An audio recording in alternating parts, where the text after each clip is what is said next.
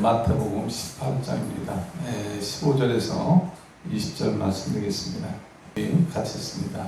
내 형제가 죄를 범하거든 가서 너와 그 사람과만 상대하여 권고하라. 만일 들으면 내가 네 형제를 얻을 것이요 만일 듣지 않거든 한두 사람을 데리고 가서 두세 증인의 입으로 말마다 확증하게 하라. 만일 그대 말도 듣지 않거든 교회에 말하고 교회 말도 듣지 않거든 이방인과 성같이 여기라. 진실로 너에게 이르노니 무엇이든지 너희가 땅에서 매면 하늘에서도 매일 것이요 무엇이든지 땅에서 풀리면 하늘에서도 풀리리라. 진실로 다시 너희에게 이르노니 너희 중에 두 사람의 땅에서 합심하여 무엇이든지 구하면 하늘에 계신 내 아버지께서 그들을 위로하시리라.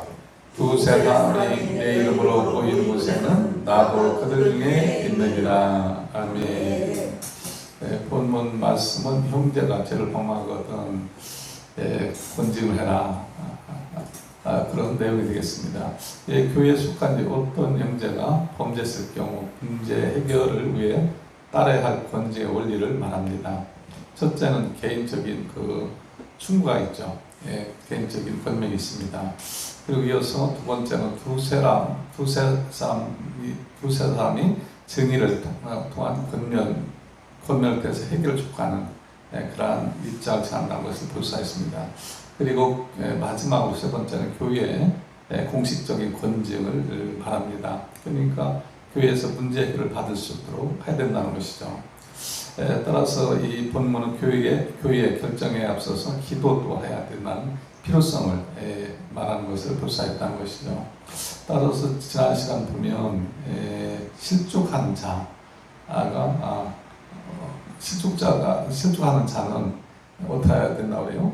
손이 범죄하면 손을 찌려야 되고 발이 범죄하면 발을 찌려야 되고 눈이 범죄하면 눈을 찌려야 된다. 그렇게 말합니다.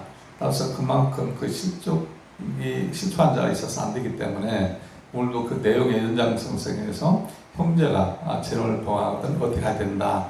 그런 내용을 담겠다는 것을 볼 수 있다는 것이죠. 따라서 12절 말씀이니까 내 형제가 죄를 범하거든 가서 너와 그 사람과만 상대하여 그런 개인적인 권고죠. 형제를 봤을 때, 형제가 죄를 졌을 때 개인적인 충고를 얘기하는 것입니다. 그것을 얘기해요. 사람과만 상대하고 너와 그 사람과만 상대하여 권고하라. 만일 들으면 내가 네 형제를 얻을 것이요. 그래서 권면해서 제약에서 돌이키면 형제를 얻을 것이다. 그런 내용이죠. 이어서 두 번째 보니까 만일 듣지 않거든 한두 사람 데리고 가서 두세 증인의 입으로 말마다 확증하게 하라. 두 사람이 이제 증인이 되어서 얘기를 해야 된다는 것이죠. 이것도 역시 권면 내지 해결을 촉구해야 된다는 것을 내용을 말합니다. 그리고 세 번째 보니까 1절 말씀이죠. 만일 그들의 말도 듣지 않거든 교회에 말하고 교회의 말도 듣지 않거든 이방인과 새같이 여기라. 그러니까 마지막 교회 문제 해결을 받을 수 있도록 말을 해야 된다는 것이죠. 그래서 이 권징에 대해서 말하는 겁니다. 그러니까 하나님 앞에 범죄하면 형제를 실족게 하면 그런 과정, 그런 일들이 있으면 그 형제를 개인적으로 충고해야 되고 두 번째 두세 사람 증인으로 해야 되고 마지막으로 교회에 말해서 문제를 해결받도록 해야 된다. 그런 내용이 되겠습니다. 이런 절차가 왜 중요하냐? 그러니까 실족을 멸하게 하기 위해서 하는 겁니다. 사실 권면하고 권징을 하는 것은 실족을 멸하게 하기 위해서 하나의 방편이다. 이렇게 보아지는 것이죠. 따라서 한 번, 두 번, 세 번까지 권면을 이렇게 한다는 것을 볼 수가 있습니다. 그만큼 하나님 한 영혼을 실족하지 않기를 바라는 것이죠. 그래서 그런 입장에서 교회에서도 한 영이 실족지 않게 하기 위해서 실족을 방지하기 위해서 하는 제도라는 것을 볼 수 있다는 것이죠. 따라서 이어서 보겠습니다. 18절 말씀입니다. 진실로 너에게 이르노니 무엇이든지 너희가 땅에서 매면 하늘에서 매일 것이요 무엇인데 땅에서 들면 하늘에서 들리라. 이것은 모여 기도하는 것을 말하는 겁니다. 그러니까 이러한 일들이 있으면 이러한 일들을 해결하기 위해서 교회에서는 같이 모여서 기도를 해야 된다는 것입니다. 그래서 중복 기도의 필요성을 역사하는 것입니다. 그렇게 말하죠. 진실로 너에게 이르노니 무엇이든지 너희가 땅에서 매면 하늘에서 매일 것이요 무엇이든지 땅에서 빌면 하늘에서 빌 것이다. 그러니까 교회는 두 사람이 모인 곳에는 하나님이 함께하는 것이죠. 그래서 예수 그리스도 이름으로 모인 곳에서 예수 그리스도 이름으로 기도하면 문제가 풀린다는 것을, 문제를 풀 수 있다는 것을 풀 수가 있다는 것이죠. 그런 의미에서 중보 기도의 필요성이 있다는 것이죠.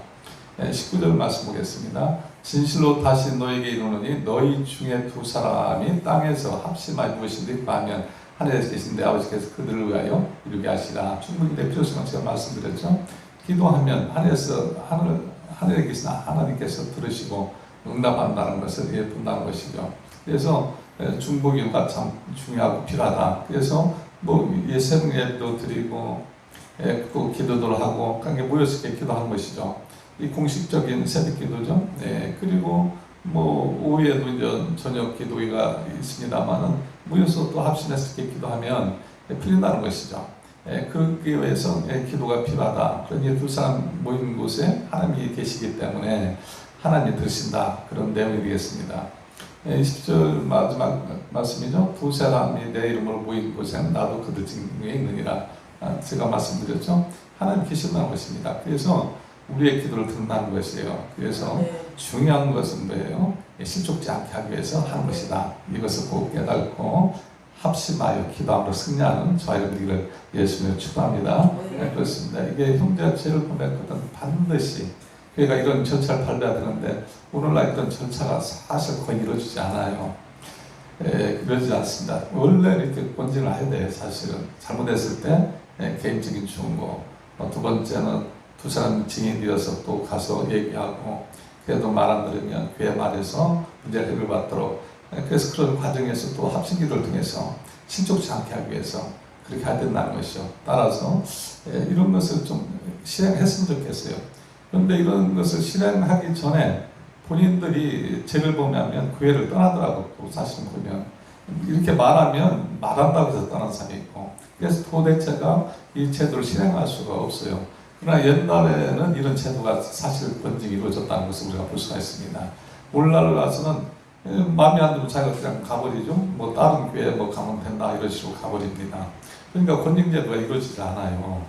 그러니까 문제가 심각하죠. 그러니까 다른 교회에서도 그런 것을 절차를 밟아서 사명에 오면 그런 것을 따져서 잘못됐으면 다시 보내서 이런 절차를 밟게 하고 설령 다른 교회에서 받는다 이런 절차를 받아야 되고 그런데 이런 절차 무시된다는 것이죠. 그래서 오늘날 많은 폐단이 이루어지죠. 교회를 가는 것도 자기 마음대로 어디 들어간 것도 자기 마음대로 그런 게 안 받아주면 상관없이 받아주니까 그런 현상들이 끊이지 않는다는 것이죠. 따라서 바르게 실족치 않게 하기 위한 이런 제도가 필요한데 이런 제도를 거쳐서 형제와 제약에서 돌이키면 좋을 텐데 그렇지 않다는 것이죠. 따라서 수하님들이 이런 제도가 있다는 것을 꼭 기억하시고 이게 주님 말씀한 거예요. 지금 보니까 15절부터 20절 말씀 전부 다 주님 하신 말씀이야. 형제 수하고 대하라. 이것이 주님이 직접 말씀하신 그런 것이죠.